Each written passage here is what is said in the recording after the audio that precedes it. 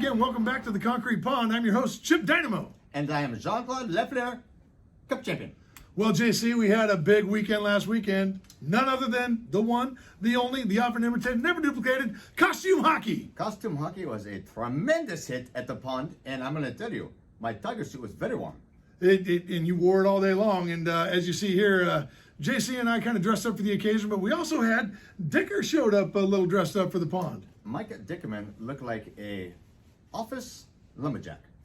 But the hit of the day had to be Gus. Of course, he's a little dinosaur out there, some sort of flying dragon. And his father, that's right, regular pants Adam, or fancy pants Adam, dressed up as none other than one of those heroes in a half shell, the one and only Raphael. Teenage Mutant Ninja Turtle. And he had a great time out there. Yes, he did. He also wore his costume the entire day. Yes, he did. He finally came out of his shell when the game was over. And what man doesn't want to wear his pajamas the entire day? I do. I like it. So you had a couple of little costume issues with your costume, JC. It was on backwards, and of course, that only presents a few problems, as you know. Yes, I'm going to tell you. I did not have someone to help me zip the zip up in the back, so I put it on with the zip in the front, and my tail was hanging between my legs. And and you spent the day that way. Now, Yes. Flipping and flopping. One great thing about that day, too, was he didn't wear a costume, but he did surprise us all, and that was a gentleman in the business all the way from Minnesota, and turned out to be my very own cousin, and that was Dicky Rogers. Dicky Rogers happened to show up. Dicky Rogers did. When we were cleaning the pond in the morning, me and Von Bella, my friend, a gentleman showed up with his blower and started blowing away. And it was Dicky. It was Dicky Rogers. And speaking of Dicky, he is from War Road. Now, if you don't know anything about War Road, it's an amazing town. And not only amazing for the fact that it has Dicky Rogers, but bigger than that, it has had, I believe, 7 players out of War Road have made it to the Olympic team since 1956. It is America's hockey town. It did have 7 players, 4 from the same family, and it has as many indoor ice rinks as it does traffic lights. And I think doing the quick math, JC, think about how many players have played on the Olympic team since 1956. Think about how many come from War Road, and you get the answer of 25%. amazing, 25%. Outstanding. Yes. Now, the thing about Dicky, too, he's going to head back to Minnesota, but he's welcome back to the pond anytime. And the one thing about Dicky that I found was interesting was the gift he left behind. He did. Now, this is a group of giving people, and Mr. Rogers, I'll call him, it was his neighborhood that day, gave a stick to one of my good friends, Sean, who was using a sliver stick for way too long. And it was a great gift from Dicky, and I know Sean appreciated it. And with that came the retirement of our first stick off the concrete pond, and that means Sean had to give up a stick. We've got our stagehand here bringing us a stick right there, and check the thin blade out on that deal.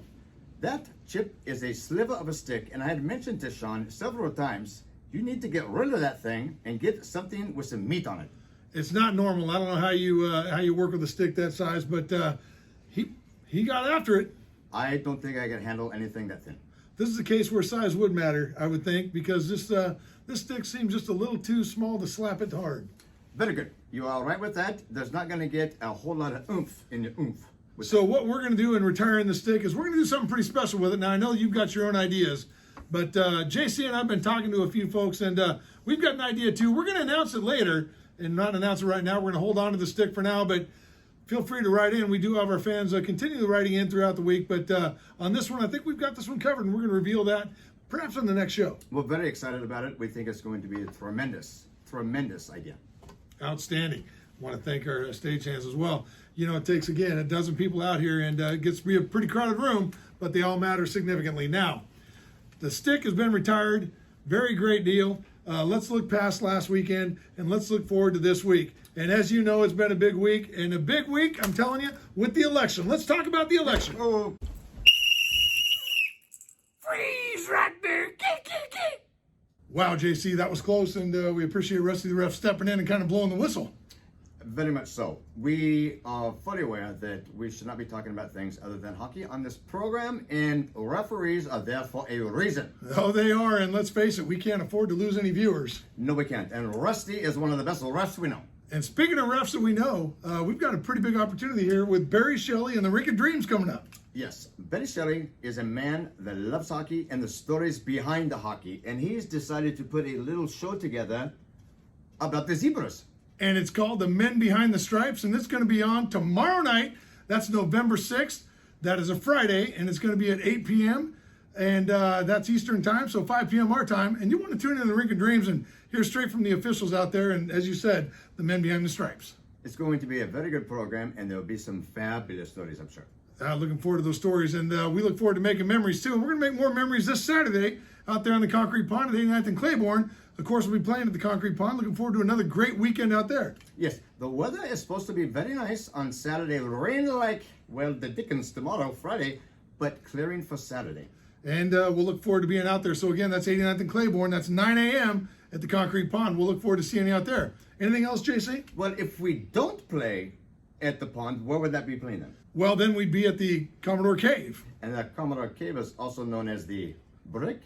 Ow. That's correct. Oh, it's mighty, mighty. All right, well, that's all we got time for, folks. Thanks again for tuning in to the Concrete Pond. I'm your host, Chip Dynamo. And I'm Jacques-Claude Lefleur, Cup Champion. And remember, if you don't got a stick, we got a stick for you. that's great, folks. Have a great night. We'll see you later. Good night. Good night. Well done.